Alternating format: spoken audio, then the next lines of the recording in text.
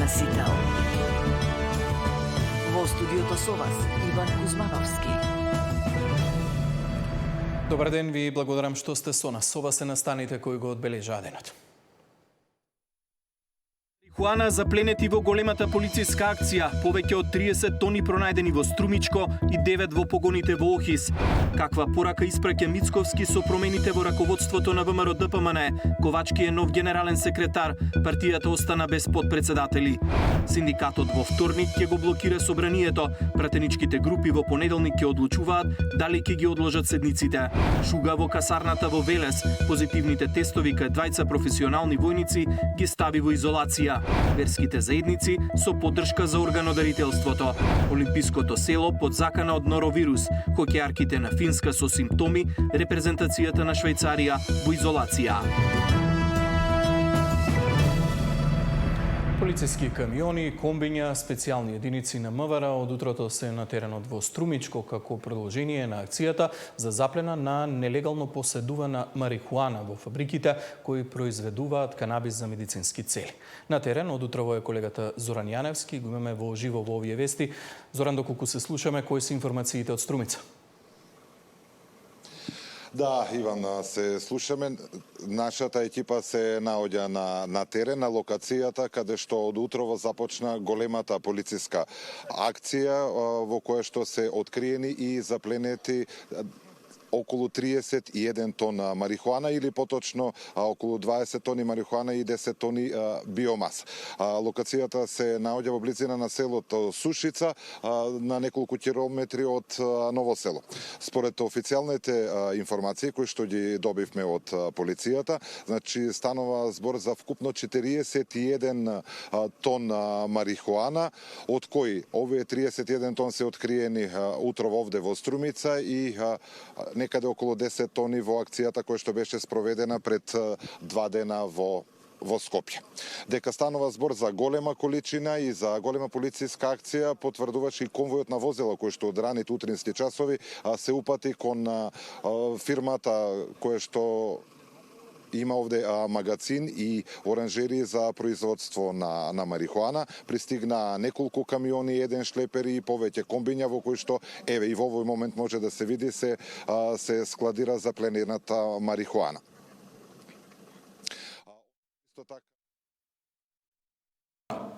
Во правно лице во Скопје пронајдени се и одземени околу 9 тони марихуана и над 1300 шишиња произведено масло од канабис. Од правни лица, пак од источниот регион, одземени се над 31 тони марихуана и биомаса. Во координација со Царинската управа и надлежната комисија за контрола на овој вид на дејност, од Министерството за здравство извршени се контроли во повеќе правни лица, чија основна дејност е одгледување зачински, ароматични и лековити растенија и растенија со употреба во фармацијата, а во координација со јавен обвинител од Основното јавно обвинителство за гонење на организиран криминал и корупција, се преземаат мерки и активности заради утврдување на фактите дали неодамна запленетата марихуана во Република Србија потекнува од нашата држава. Да, Зоран, ја слушнавме официјалната изјава од портпаролот на Министерството за внатрешни работи, кој што потврди дека во акцијата во Скопје и она која што денеска се спроведува во Струмица запленети се повеќе од 40 тони марихуана. Од она што го видовме пред малку и јас и гледачите, специјалните единици на МВР и стражните органи се уште се на теренот во Струмица. Тоа значи дека се уште е во тек акцијата во Струмица. Имаш ли информација колкав дел од марихуаната во моментов е спакувана во камионите кои што ги донесоа истражните органи или до кога се очекува да трае оваа постапка на терен? Во моментов немам информација колкав дел од марихуаната е спакувана и транспортирана од ова локација, но она што го имам како информација дека акцијата се уште ќе трае и ќе трае најверојатно до доцна во ноќта, затоа што станува збор за голема количина за која што ќе биде потребно време од магазините на фирмата која што ја има складирано да се префрли во камионите за да потоа биде транспортирано од овде од тук. Инаку како што веќе веќе рековме, акцијата трае повеќе од некои 7 часа, започна во предпладневните часови, според оние неофицијални информации што јас ги имам, ќе трае најверојатно до доцна во ноќта, не е исклучена можноста да продолжи и во текот на утрешниот ден. Да, Зоран Ѓоргиев во живо од Струмица. Зоран, благодарам за овие информации, секако најновите ги очекуваме во Централниот дневник во 19 часот. А од ВМРО ДПМН обвинуваат дека над 2/3 од 27 тони запленети дрога е од фирма на кадар на СДС, соработник на Зоран Заев. Од партијата го повикаа обвинителството да ја истражи поврзаноста на Заеви со овој случај. Над 2/3 од 27 тони запленета дрога е од фирма на кадар на СДС, соработник на Зоран Заев. Фирмата ЦБД Медплант во формална собственост на Христијан Котев, а реална на неговиот татко Тони Котев, викан Мкчев, кој е поранешен претседател на општинската организација Ново село на СДС и близок по бизнис со Вице Заев и Гидан Колев, во периодот од 30.6.2025 година па се до ноември 2025 година има испорачано 19 тони марихуана према Скопската фабрика по документ испорачана количина. Дополнително, утринава од струмичката фирма биле изнесени 21 тон дрога. По овие сомнежи и индици за поврзаност на СДС, Заев и Филипче, бараме јавното обвинителство да го истражи случајот и бараме одговори за случајот со запленетата дрога. Дали има вмешаност од страна на Заев? Одговорноста за картелскиот скандал од 5 тони дрога од Македонија запленет во Србија е во врвот на власта, возвраќаат од СДСМ, посочувајќи дека затоа нема одговор како 5 тони дрога поминала преку македонската граница. Без поддршка од структури високо во власта, во МВР, во царина, во други институции не може да се шверцуваат тони и тони дрога. Поврзаноста на криминални структури во Македонија и во Србија е сега пред очите на јавноста и наскоро се ќе биде јасно. А за медиумската кампања и дефокусот со наводни заплени на големи количини во земјата исто така. Ако се запленети 40 тони или повеќе, и тоа нелегално произведена марихуана, тогаш повторно вината е кај власта, велат од СДСМ, кој дозволил нелегално да се произведе и да се чува марихуана изминатите 2 години. МВР, здравство, земјоделие, која институција, прашуваат од Социјалдемократскиот сојуз. Каква порака испраќа Мицковски со промените во раководството на ВМРО ДПМН? Ковачки е нов генерален секретар, партијата остана без подпредседатели. Синдикатот во вторник ќе го блокира собранието. Пратеничките групи во понеделник ќе одлучуваат дали ќе ги одложат седниците.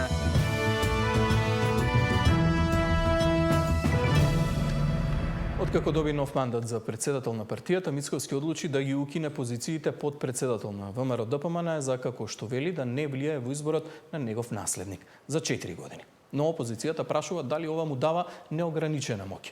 Политичките аналитичари велат дека потегот е оправдан и е дел од пакетот во најавената владина реконструкција. Партиското кадровско освежување на ВМРО ДПМН, укинувањето на подпредседателските функции, но и вклучувањето на нови имиња во раководните тела на партијата, секогаш носи нова енергија, оценуваат експертите по реконструкцијата на владеачката партија. Според аналитичарот Арсовски, укинувањето на подпредседателите ќе значи еднаков терен за оние кои претендираат да дојдат на чело на партијата по мандатот на Мицковски.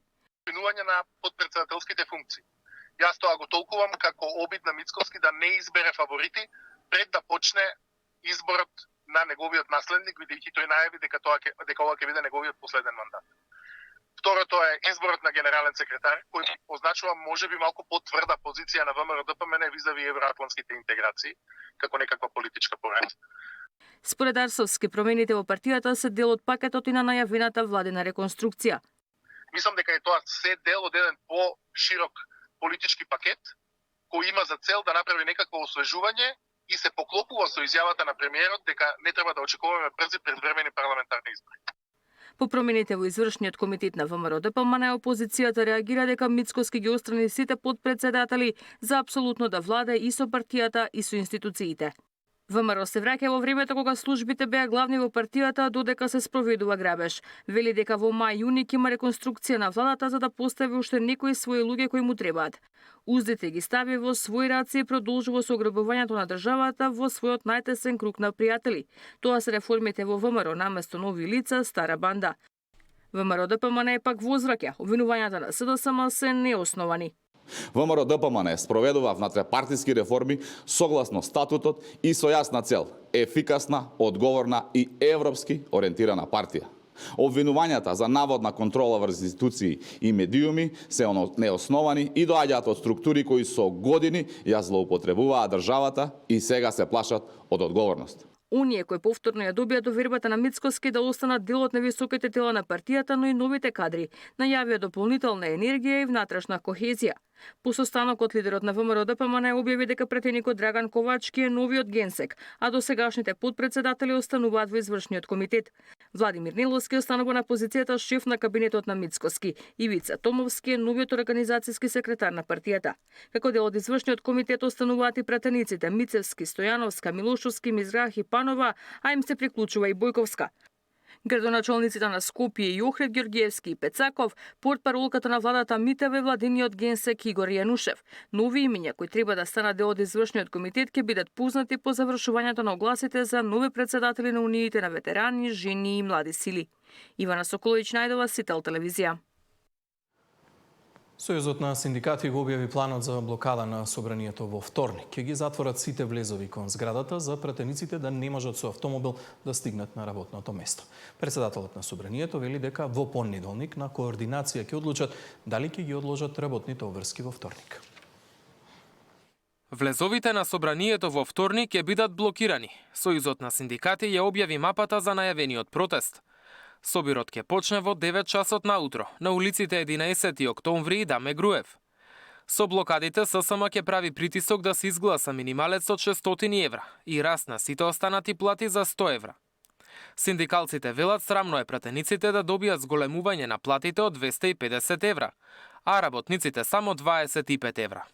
Пратениците цела година молчат за предлогот на ССМ за зголемување на минималната плата и за зголемување на сите останати плати. Истите пратеници кои уживаат право на собраниско бифе по ниски цени и трошоци за патување до нивното работно место е нешто што им го скратиле на работниците и нешто што не им го утврдуваат како право на храна и превоз на работниците. Пратениците први ќе се соочат со работничкиот гнев, а преку блокадата ќе ги оневозможиме тој ден да наплатат патни трошоци, кои надминуваат и 100 евра за еден ден, да дојдат пешки или со градски превоз, онака како што одат на работа работниците, стои во соопштението на ССМ. На денот кога се најавени блокадите според собранискиот календар, се закажани една пленарна седница и 2 комисии. Како ќе работат пратениците и дали можеби ќе се одложат седниците, спикерот Гаши за Сител вели дека ќе се договорат на координација во понеделник. Синдикатите добија поддршка од СДСМ кои веќе поднесоа предлог закон за 600 евра минимална плата. А преку своја математика, лидерот на партијата Филипче предложи да се скрати дел од 2 ставки во буџетот и преку ребаланс да се обезбедат пари. Ваквиот предлог ВМРО ДПМН не го прифати и го повтори ставот дека за висината на платите синдикатите треба да се договорат со работодавачите. Сојузот на синдикати на Македонија веќе поднесе иницијатива до собранието за намалување на функционерските плати за 80%. Според нивниот предлог, тоа може да се направи така што за основица ќе се земе минималната, а не просечната плата, а коефициентот за сложеност ќе се намали за 40%. Блокадата на собранието е прва на план листата. Веќе во четврток синдикатите ќе се соберат пред Стопанската комора, а на 17 февруари ќе ги затворат сите службени влезови на владата. Мартин Арсов, Сител телевизија. За 4 милиони и 200 илјади евра се продаде прилепски Еврокомпозит, кој е и последен на листата на загубари во земјава. Како инвеститори се јавуваат полска фирма и македонска компанија. Од владата нема одговор на прашањата поврзани со продажбата и планот за работа на фабриката. Конечно е решена судбината на последниот голем државен загубар на наменската фабрика од воената индустрија Еврокомпозит од Прилеп. После 15 години на голгота, штрајкови, блокади, неземени плати со години и стечај, Еврокомпозит го купи македонско-полскиот конзорциум составен од компаниите Футура Мода Доел од Скопје и полската компанија FHR Armor Logistic. Стечајниот судија од Основниот суд од Прилеп Јасмина Шишковска-Стојковиќ на 24.12. минатата година го носи решението за планот за реорганизација на компанијата која што во тој момент е во стечај. Новите инвеститори се согласиле да платат 65% од утврдените побарувања на доверителите. Односно, веќе ја исплатиле првата рата од околу 1,2 милиони евра, а останатите 3 рати треба да ги исплатат во наредните 3 години, односно до крајот на 2028 година, кога полскиот инвеститор ќе стане и комплетен собственик на Еврокомпозит. Поранешните вработени велат дека иако барале 100% од побарувањата, морале да се задоволат само со 65%. Малце беше тоа исплатата од 65% што ни го исплатија, меѓутоа бевме ставени во една ситуација земи или остави. Ако не го прифатевме овој договор што ни го нудеа, ни се закануваја со ликвидација, а за ликвидација знаете што значи, че немаше ни грош да земиме. Несигурни извори, знаеме дека ќе се правеле шлемои, ќе се правеле панцири, можно е вика и дронои, тие не се сигурни извори, меѓутоа тие што е зедоја полска овој конзорциум што е, сигурно има нешто, а плюс тоа и околу 150 вработени најавува нови. Во фабриката веќе се гледа раздвиженост, дека веќе се расчистуваат полека погоните и просторот. Став за продажбата побаравме и од владата, но засега немаме добиен одговор. Очекуваме повеќе информации и детали за купо-продажбата на Еврокомпозит да има во периодот кој следува. За Сител Дарко Штарговски.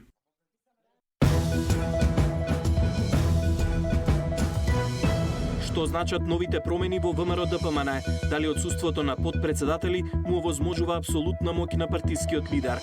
Какви промени ќе има во владиниот кабинет? Дали безбеден град може да ја намали поддршката за власта и дали минималната плата може да се зголеми повеќе од законскиот лимит? Во тема на денот со новиот генерален секретар на ВМРО-ДПМН Драган Ковачки.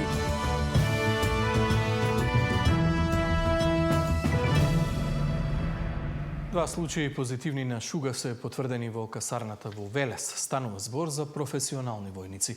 Двајцата веќе се ставени во изолација. Лекарите велат дека станува збор за заразно заболување кое е многу лесно и брзо се шири, а во изолација треба да бидат ставени сите кои биле во контакт со заболените. Шуга се шири во Велешката касарна. Двајца новопримени професионални војници завршија во изолација, откако им беше диагностицирана заразната кожна болест скабиес. Неофицијално кожната болест кај едниот војник е диагностицирана во четвртокот, а кај другиот вчера. Но будно се следи дали некој друг е заразен. Секој што ќе пројави симптоми ќе биде испитан од службите во војно-медицинскиот центар. Од армијата за Сител ги потврдуваат случаите. Тврдат дека се преземени сите мерки за спречување на заразата. Направен е епидемиолошки надзор од страна на војно-медицинскиот центар и се постапува согласно препараките на стручните лица. Сместувањето на војниците е регулирано согласно правилото за сместување и ред во армијата. Пред почетокот на обуката се обезбедени соодветни услови за сместување, престои работа во согласност со армиските стандарди. Пред сместувањето на персоналот извршена е комплетна дезинфекција на просториите, а на користење се дадени чисти и испрани постелнини и кевиња. Капењето на војниците е организирано и се спроведува плански и во соодветни услови, појаснуваат од армијата. Шугата е заразна болест која ја предизвикува ситен паразит. Предизвикува силно чешење и се пренесува преку заедничка облека постелнини или пешкири. Шугата се пренесува преку директен контакт, односно од заболено лице, и тоа посебно во услови каде што имаме густо населени заедници. Најчесто тоа се колективите, училиштата, градинките, старските домови, во овој случај како што е касарната, нели во Велес, односно се јавува онаму каде што имаме лоши хигиенски услови, односно при една ниска општа и колективна култура. Најчесто инкубационниот период ни е од прилика 2 до 6 недели, доколку организмот не бил во контакт со паразитот, или може да трае тоа пократко, од прилика и до 1 месец. Во изолација треба да одат не само оние кај кои е потврдена болеста, туку и сите со кои биле во контакт, без разлика дали пројавиле симптоми. Дали треба сите да одат во изолација со кои што овие две лица комуницирале практично во изминатиот период? Да, потребно е да се изолираат и лицата дури кои што немаат симптоми, затоа што инкубационниот период може да трае, како што реков, од 4 до 6 недели. Тоа значи дека веќе тие лица се заразни и го пренесуваат заболувањето, затоа е потребно сите да бидат изолирани. Од армијата дополнуваат дека во изминатиот период се организирале настани со присуство на стотици војници. При тоа не било евидентиран ваков тип на заболување. Заразените професионални војници биле примени во Арама на крајот на месец декември. Габриела Лескова, Сител телевизија. Седмиот град по бројот на жители во државата се соочува со сериозен недостаток на специјалисти. Во Велешката болница палат офталмолози и физијатри. Велешани за третман на глауком, катаракта или физијатриски преглед патуваат до Штипка, Вадарци или Скопје, доколку сакаат да добијат здравствена услуга. Седмиот град по број на жители во државата се соочува со сериозен недостаток на специјалисти и револт кај граѓаните кои со месеци чекаат да добијат диагноза или терапија. Во болницата во Велес нема офталмолози и физијатри, а едниот ортопед кој работи не може да постигне да ги види сите пациенти. Матичните лекари велат дека не секои болни можат и имаат услови да одат во другите градови. Во Велешката болница во моментов некогаш на 2 недели имаме офталмолог, што е исто така многу тешка состојба за нашите пациенти со глауком, со катаракта, чекаат по 1 година за да дојдат до операција на перде. Глаукомот, мислам и ние како професионалци, ако не се третира и ако не се следи, знаеме дека може моментално слепило да предизвика. Матичните велат дека не можат така да функционираат во услови кога има голема болница во градот, но нема кој да работи во неа. Бараат од здравствените власти итно решение за да не мора секој ден на пациентите да им велат дека нема термин, или пак да бараат чаре кога станува збор за акутна состојба. Замислете да дојде пациент со шпонче во око, не може тоа шпонче да стои, ќе направи инфекција, ќе направи проблеми. Значи, или во 8 септември, или во Штип. Но не е целта, ние цело време апелираме како здружение и еве јас како председател на Здруженијето на приватни лекари, не е суштината сите во Скопје додат. Од Министерството за здравство вела дека обезбедувањето кадри од други установи е согласно закон, додека не се надмине проблемот со дефицитарни лекари. А тоа ќе го решат за неколку години додека завршат специјализациите. Министерството за здравство го зајакна кадарот во Велешката болница со вработување 11 приватни специјализанти од најразлични специјалности: гинекологија, гастроентерохепатологија, ендокринологија и интерна медицина. Исто така, согласно програмата за специјализации за 2025, доделени се 28 специјализации, меѓу кои споменатите офталмологија и физикална медицина, велат од здравство. На социјалните мрежи реагираат и велешани, велејќи дека од Централна болница во Вардарскиот регион сега се на дното на листата. Сања Димитровска, Сител телевизија. Верските заедници излегува со јавна поддршка за органодарителството. Со трансплантација на органи вела дека се помага да се спаси и да се продолжи живот, што е еднакво херојско дело. Верските заедници ја поддржуваат трансплантацијата на органите. Ставот на православната црква во поглед на органодарителството е недвосмислен, бидејќи како што посочуваат, на тој начин помагаме да се спаси и продолжи нечи живот. Отец Азески вели дека преку проповедите и контактите со верниците тоа јасно го искажуваат и нагласуваат. Тоа произлегува од длабокото учење на самата црква дека животот е најголем дар, што Бог ни одарува, треба да го цениме и почитуваме, а во исто време пак не смееме и да заборавиме дека Свети Јован апостол евангелист во Светото писмо има многу убаво напишано, велики нема поголем дар од тоа животот свој да го дадеш за ближниот свој. Значи, црквата секој одговор на секој едно прашање што се јавува во јавноста го темели врз учењето на Светото писмо и искуството на црквата предадено нам преку Светото предание. И од католичката црква го имаат истиот став, тие вела дека донирањето органи е херојство и ги повикуваат и потикнуваат верниците да донираат органи. Се поаѓа од христијански аспект, односно од учението на нашиот Господ Исус Христос, дека нема поголема љубов од таа љубов кога човек ќе го даде својот живот за другите, за ближниот. И оттаму органодарителството е израз на љубов или како што покојниот папа Јован Павле II тоа го нарекува херојско дело.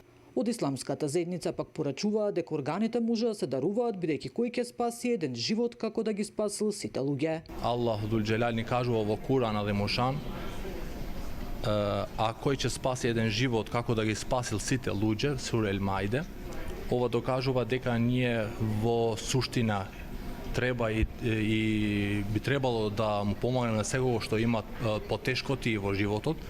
Една од тие е донирање на органите. Инаку свеста за донирање органи во земјава се уште е на релативно ниско ниво, а се поголем број лица чекаат на листите за пресадување орган. Нина Ритоновска, Сител телевизија. Срушениот потпорен зид на Штипската клиничка болница представува отворена закана за безбедноста на пешаците и на возачите. Од болницата велат дека ќе го санираат срушениот дел, а од општината најавуваат нов потпорен зид и проширување на оваа улица. Општината и Штипска клиничка бараат решение за санација на подпорниот зид, кој пред 10 дена се сруши и затрупа 2 возила. Во моментот се прават пресметки за вредноста на инфраструктурниот зафат, зашто се работи за конструкција изградена пред 70-ти години и представува вистинска опасност за возачите и пешаците. Тој зид е дотраен. Сега овој дел ќе го поправиме, но ќе гледаме и тие најургентни делови што се да може да се поправат. Има фирма што прави сондажа и испитување. Кој дел би бил и кој би било најприфатливо решение. Значи колку можеме и финансиски ние сите, општината и болницата, колку би можеле ние максимум да дајме од нас. Ние би сакале целиот зид да го поправиме, но целиот зид е 300 метра. Зидот е во собственост на болницата, но сигурноста на улицата е во надлежност на општината. Според градоначалникот, локалната самоуправа мора да реагира и да изнајде трајно и функционално решение и за болницата и за пациентите, но и да гарантира сигурност за жителите на околните куќи. Долж подпорниот зид повеќе од 300 метри ќе дојде до проширување на сообраќајницата и до изградба на нов подпорен зид кој верувам дека ќе овозможи побрз пристап и до клиничката болница, но и до околните домови, но и обезбедување на повеќе паркинг места. Подпорниот зид падна поради свлечиште предизвикано од континуираните врнежи од дожд. За Сител, Трајан Ристовски.